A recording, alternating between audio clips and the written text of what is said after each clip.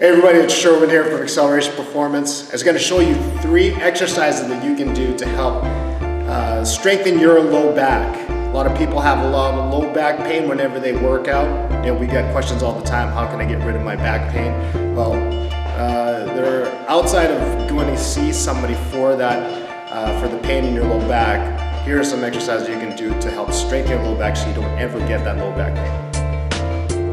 Here's one of the exercises you can do. This is called a farmer hold. Now this is a little bit of a regression from the farmer walk because you're just standing in one place. Now you can see Steve has a kettlebell in each hand. One of the things here is that you want to pick a weight that is actually going to challenge the core.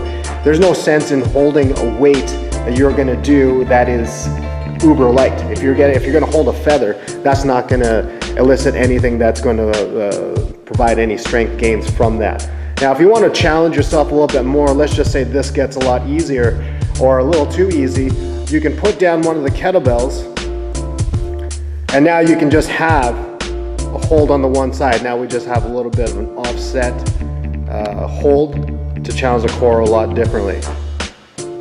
And you're going to hold this for an extended period of time. Once you're done, you're going to switch sides and you're just going to hold it there for the same amount of time.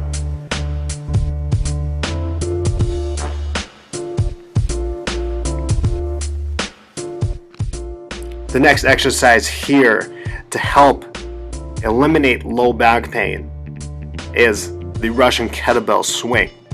Now, we are very particular in which swing we like to use. We are not going to be using, and we don't like to use, the American swing. We're more partial to the Russian kettlebell swing. Now, if you notice here, Steve is hinging at the hips. He's making sure that all the movement comes from the hips and not from the low back or the lumbar spine. No lumbar flexion. He's maintaining a straight spine, calling for only at the hips to be activated, thereby training the back for not only strength but also strength endurance. Final exercise here to build up that low back strength to minimize pain is the classic hip bridge. Now we like to do the hip bridge off of a bench. Now here what we have is Steve doing the hip bridge and placing a load across the hips. He has a 25 to 30 pound sandbag and he's maintaining this position statically. Again, looking to build the strength endurance of the low back. Now a major cue here, we didn't show Steve actually setting up for this, but the major cue here is to contract your glutes first, then lift the hips up and hold.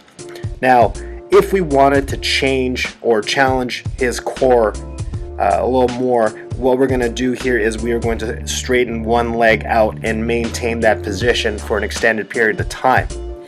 We're looking at, depending on the fitness level, we're looking at 15, 20, even 30 seconds, then we switch.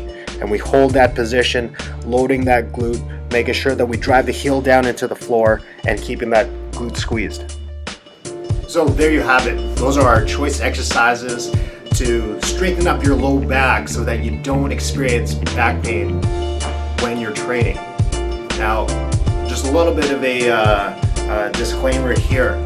Now, this is just for general exercises, so then that way you can build up. If you do have low back pain and it hasn't gone away for a very long time, you're looking at months, weeks, it's always best to seek a professional, get that cleared up.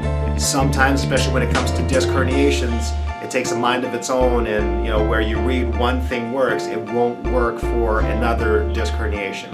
But when we were talking about generally building up the strength endurance in your low back is going to help minimize the low back pain that most people suffer when doing their training. So do those exercises, try them out, build up your low back strength, and say goodbye to low back pain.